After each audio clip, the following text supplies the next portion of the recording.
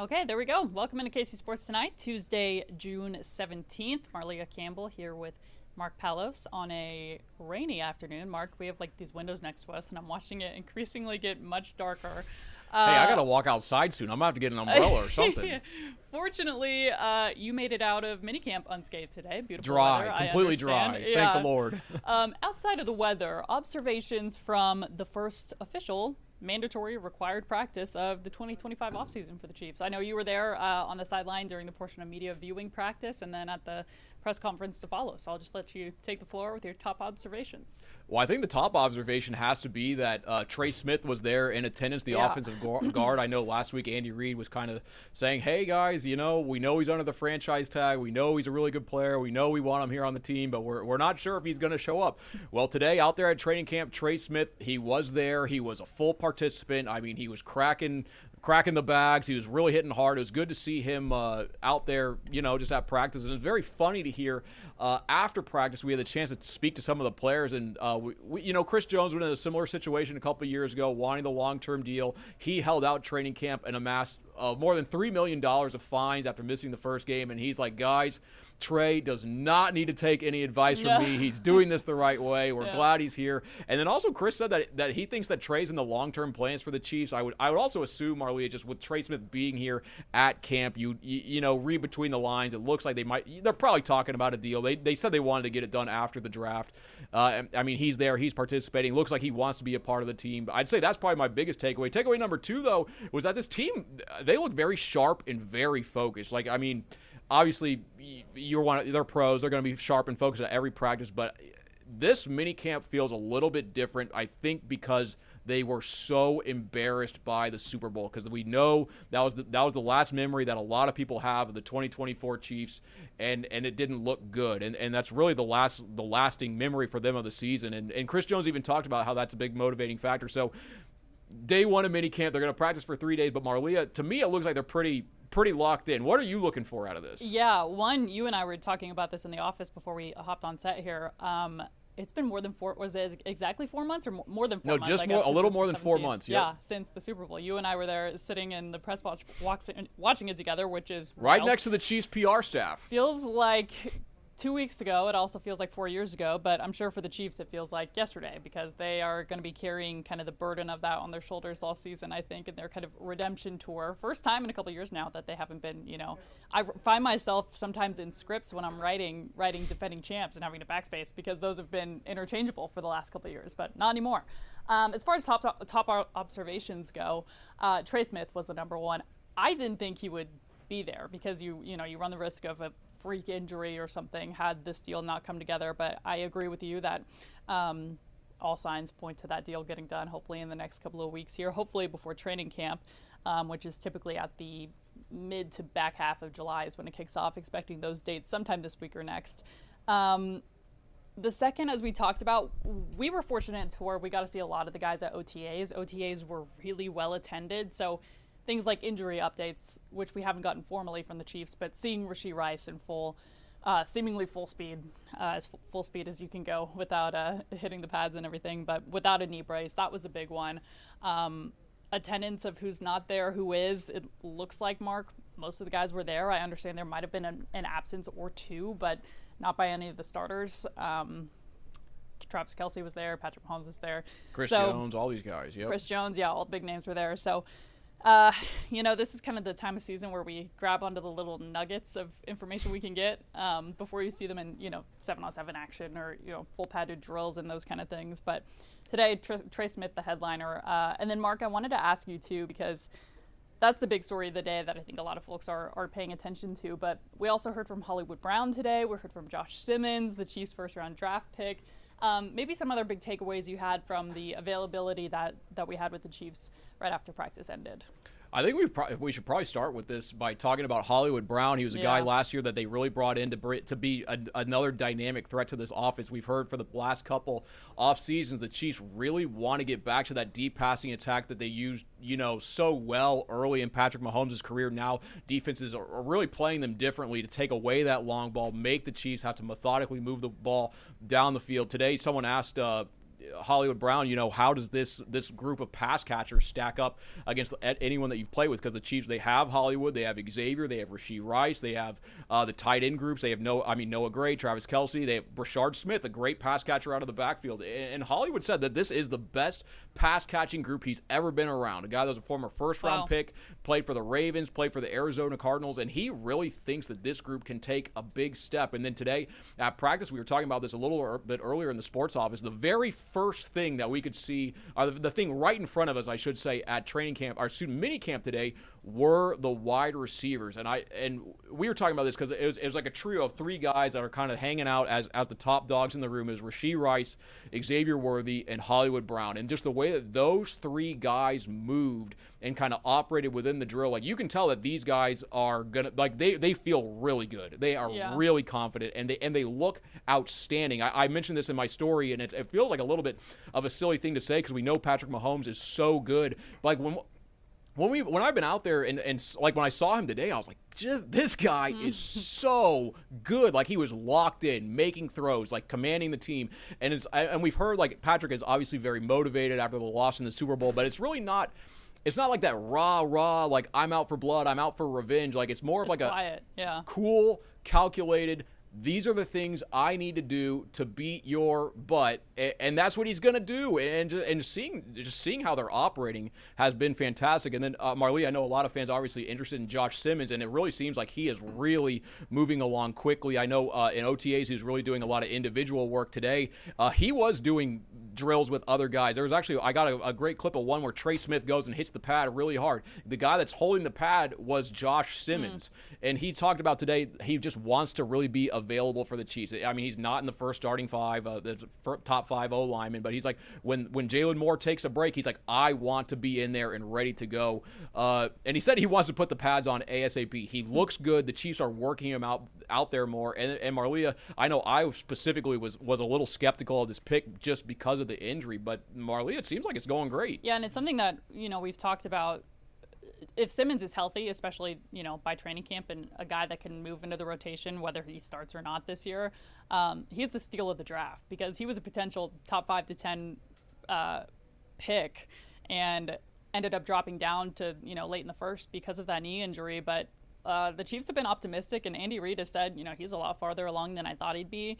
A lot of people have complimented the surgeon and how that went and the recovery process. So potentially a steal at left tackle today in the first round. Trey, he called his surgeon, Dr. Neil Elatrash, who's out there in, I believe, the LA area. He didn't call it the gold standard. He's like, I have the platinum standard of surgery. He said he felt good right off the table.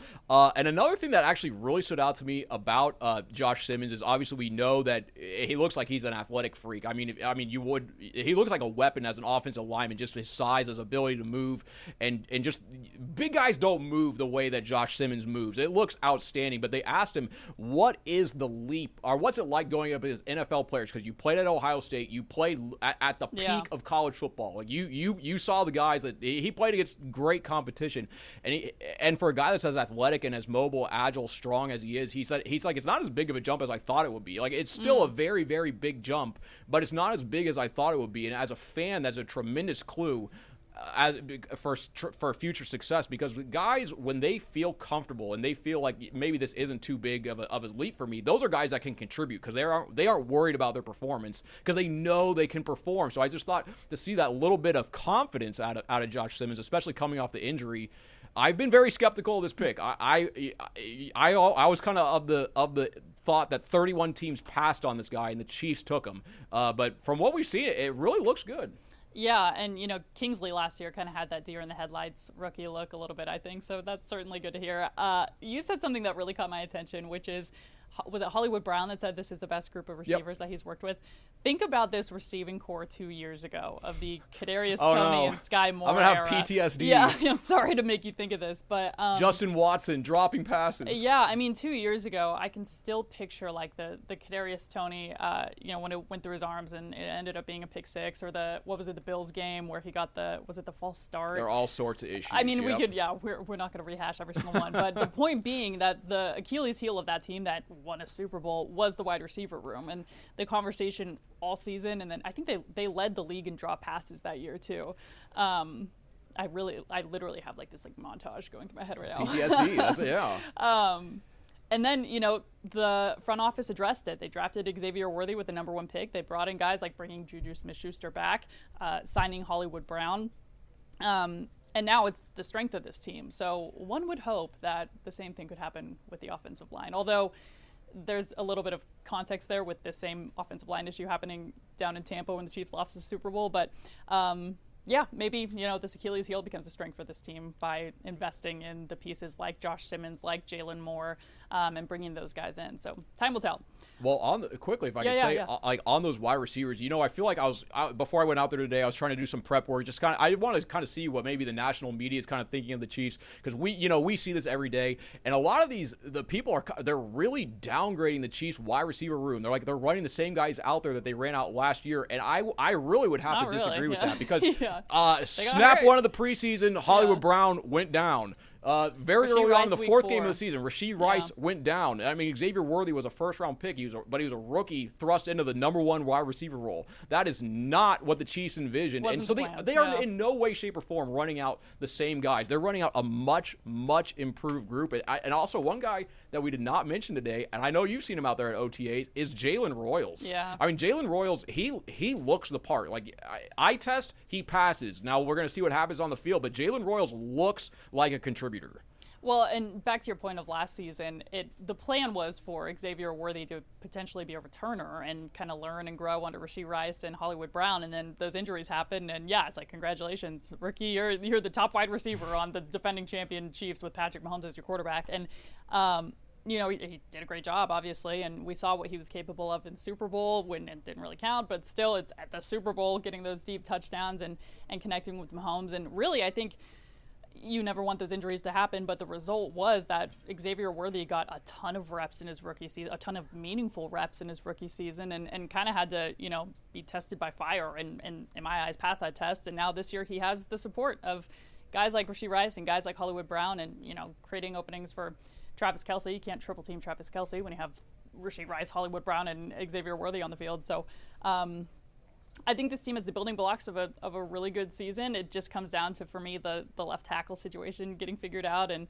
how that translates, and the left guard with Kingsley Suamataia taking on that new role. And there have been great reports about Mike Caliendo also. Yeah. Yep. So, it's going to be interesting to see what happens in that left guard spot. Secondary is another position group that we're going to be watching. Obviously, Trent McDuffie holding down the anchor there, but losing Justin Reed this offseason was a big loss, not just from a playmaking perspective, though that was massive, but the vocal leadership he had in that room. And so we'll see. Lots to talk about. Yeah. It just feels good that we're inching closer to training camp. We are. Probably well, one about more a month thing. From now. If I can sneak this on Xavier Worthy. Yeah. I mean, he's a second-year player, but when you watch him out at practice, this is a guy that's leading wide receiver drills. Like, other guys are kind of asking. I mean, he's a second-year player. He's like 22, 23 years old, and he really is a leader on this team. Specifically, it appears within that wide receiver group. But one thing I do want to say before we get off the topic of the Chiefs is, I said this last week, during these off-season minicamp OTAs, we're always kind of wondering maybe how truthful maybe the coaches are being with us. Like, they might be putting out smoke screens to it's a competitive industry. They don't want the other teams to know what they're up to. And they said Xavier Worthy is one of the best punt returners that the league doesn't know about. I was out there at practice today. Was Xavier Worthy fielding any punts?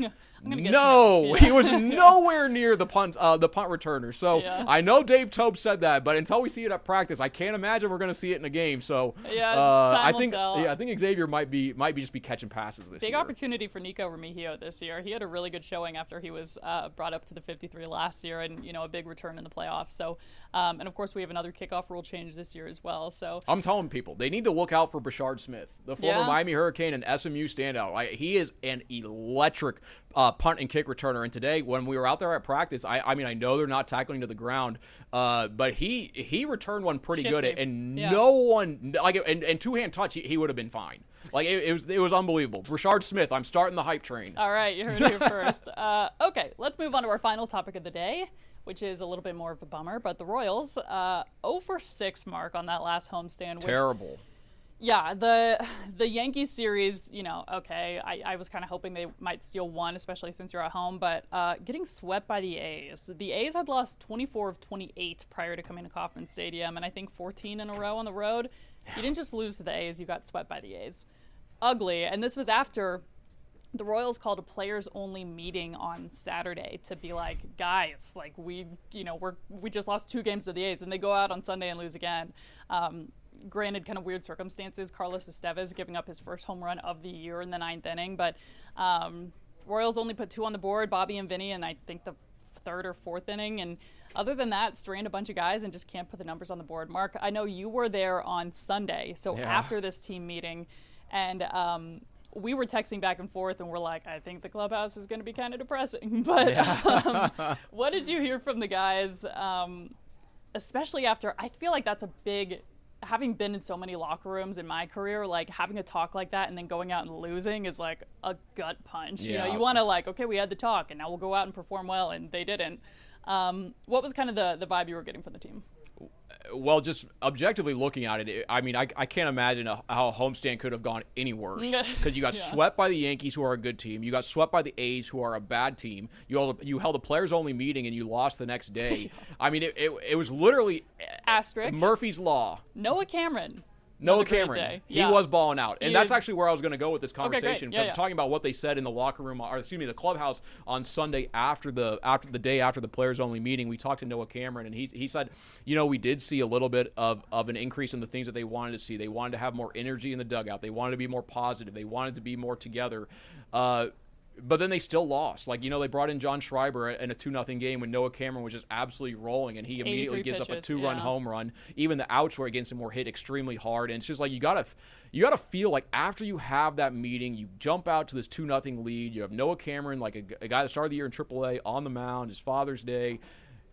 You have to close it out, and they just weren't able to do it. And I was thinking about this a little bit on my drive back from Arrowhead in the Chiefs training complex today.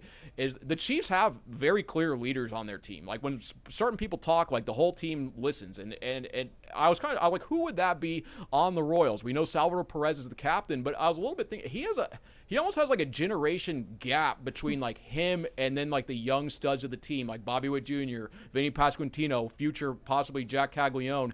And like I was like Mike Moustakas back in the day, like if things were going wrong, like he could just raise his voice, kind of light a fire under some guys, and you know try to change the tide. Like I was wondering who is the guy in the Royals locker room that does that now. Like I know over the weekend Jack Caglione, before they had the players only meeting, and before that game on Saturday, it was Bobby Witt's birthday. Jack Caglione said they said that Bobby Witt has the biggest voice in the locker room, and then also in that same pregame availability, Vinny talked about how he's having conversations with Bobby about maybe having his voice come out more, because Bobby is the best player on the Royals. Bobby is a superstar. Bobby is one of the best players in all of baseball. But we need to see a real leader emerge out of the Royals, because who is going to get you out of this funk? Someone is going to have to take charge and lead them out of this. And I guess my long point here is like, who is the leader of the Royals? Because whoever that person is right now, no pun intended, has got to step up to the plate and turn this around, because you know right now, like they had the players only meeting and they lost, and someone has to step up and be like, guys, pull a Mike Moustakas and just be like, this is not going to happen, and I'm going to be the guy to maybe turn it around. Yeah, dire straits. It just made me think of when you said the generational gap thing. Jack Caglione was 12 years old when he watched Salvi win World Series MVP, which is kind of cool. But yeah, no, you bring up a great point, and got to get out of it somehow, because this has been, I mean, you watch the AL Central just kind of slowly begin to do this with, you know, the Twins, Guardians, and Royals. Royals surprisingly only 3 games out of the wild card spot. Thank God everyone in the Central is losing. But Marleah, you know, we were at games last year. It seems to me last year that the team they had much more joy at the games or in the clubhouse. Like sometimes when we go, like it just feels like a funeral. It does not feel like it does not feel like an environment where you're going to athletically perform at the peak of your powers. Yeah. And you as a former athlete can maybe speak to that, because I feel like a lot of it is environment. Yeah. And I think last year we had a little bit of a skewed, because 2 years ago was the 106 loss season. Yeah. Yep. So compared to that, it was like, man, this is amazing. I think the Royals are like accustomed to a certain level of success after making the postseason, and they're certainly not reaching those expectations, not even getting close, especially because you look about a month and a half ago with that streak where they won 16 out of 18. you didn't expect that trend to continue, but you saw the team putting the pieces together, and it was like, okay, if we can only bolster our offense a little bit more, and then to just tank like they have, and to be 11 and a half games out of first place in the AL Central before you reach the All-Star break, it's like, ugh. Yeah. Well, I think the expectations with this team, they just really changed after last year. I really want to, if we really look at the Royals over the last, like this half season, the last 2 years, last year they really might have been a whole year ahead of schedule. Like maybe last year was supposed to happen this year, and this year was supposed to happen last year, because they went from 55 wins to winning a playoff series. I mean, they were the first team in MLB history to lose 100 games in 1 year and win a playoff series the next. Yeah. But when you do that, it greatly changes expectations. And then one thing I really want to talk about is when we were talking to Bobby Witt Jr. after Sunday's game, was he was talking about pressure. They weren't talking, and he's like, it was talking about how they put so much pressure on themselves to perform, and I really wonder if that's just a huge improvement. 1 year to the next, maybe they thought we were going to take another huge leap this year, maybe vault into be a World Series competitor, and what we've seen is maybe a step or maybe even two back. Because I mean, whatever, they're below 500 right now, and if you had asked them before the season on June 17th, are you going to be below 500? None of them would have said yes. Yeah, well, they were, never say never. There's a lot of baseball left, but they were supposed to be a strong contender for the AL Central at the beginning of the season. You bring up an interesting point with pressure, because this team really hasn't. Its core pieces, the younger guys, haven't really had that, right? Because they lose 106 games. No pressure there. You're the worst team in the league. I think they were the second team eliminated from playoff contention that year. And then you come back, and really the bar's pretty low. Like, it's pretty easy to clear it, and they exceeded expectations, as you said, winning a playoff series and bringing the playoffs to Arrowhead. And this year is really the first season that these guys have played with any sort of expectation weight on their shoulders. I don't know how much that affects them on the day-to-day and bat-to-bat, and is that a reason why you can't bring guys home? Because they're getting a lot of hits during games. It's just not like finishing the job. Yeah, the runners in scoring position is terrible. I mean, I think they're in the bottom third at best for runners stranded per game. So time will tell. Certainly tonight's game, this series is. You got to pick up 3, right? You got to go 500, I think, on the road, get back to Arrowhead. And they've lost Arrowhead, man. That would be a reason for them to be losing, right, if they were playing at Arrowhead. Get back to the K, and they've lost 14 of 17 at the K. For once being one of the best teams in the league at home. It was a true home field advantage, and it really doesn't seem like it is anymore. No, in fact, the opposite. It's like I expect them to win on the road more at this point. So Rangers tonight, Padres later this week, and then they're back at the K week from today, Tuesday. Yep. Often every Monday in June, a little quirk to the schedule. Yeah. One more thing I'd like to say on this, because I just remember another thing Bobby said after Sunday's game, which really stood out to me, because these are professionals that have been playing professional baseball for a long time. He said the game is not 1 inning, it's not 2 innings, it's 9 innings, and you got to stay focused for all 27 outs. And when your best player is saying something like that you have to play, you can't play 1 inning, you can't play 2 innings, you got to play all 9. You'd have to think maybe he's seeing some guys around him, or maybe I don't know if that's fair to say, but he feels like they aren't putting together a complete game. Yeah, that always surprises me. It kind of reminds me of when Peter Vermees was criticizing the team's effort. Remember, I think it was early this season when they were off to that 0-6 start. He's like, oh, we'll get it figured out. I'm like, these games count now. Yeah. Maybe it was last season, but anytime you're criticizing, effort, or we need to run through the finish line kind of thing, certainly raises a red flag. But the Royals have put together the pieces earlier this year. They have the guys. I think they have everyone in the room. I mean, we could go on for another 20 minutes talking about what could happen at the trade deadline, because I don't think it's outrageous to say that Royals might make a big move, but they have the core pieces. This team has shown that they can beat good teams.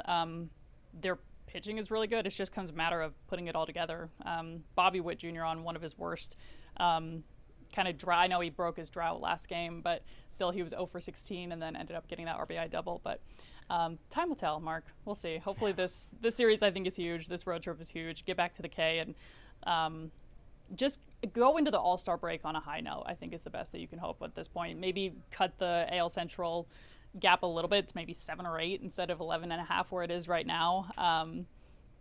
You'd really just like to see them get their mojo back. Stay within striking distance of the wild card. But yeah, exactly. Like right now, the feel of the team, I think, is kind of the feel of the fan base, which is what is happening, and why can't we, get wins? But okay. Seriously, how many at bats have we seen like where that maybe they ground out or they strike out and they just walk back to the dugout, head straight down, bat dragging along the ground? It's not fun to watch. Yeah. If you're a competitor and you're seeing that body language, you say we got them. It's over. So the Royals, hopefully they have a full mental reset and get some wins here. A good time to point out that Bobby Witt Jr. is in second place right now in MLB All-Star voting. So go vote for him. Get on voting. KZTV5.com. We got a link for you there. You can vote 5 times per day per valid email address. Okay, that'll do it. Same time, same place tomorrow. And we'll be back with more day 2 of Chiefs training camp and hopefully talking about a Royals win. Have a great day, everybody.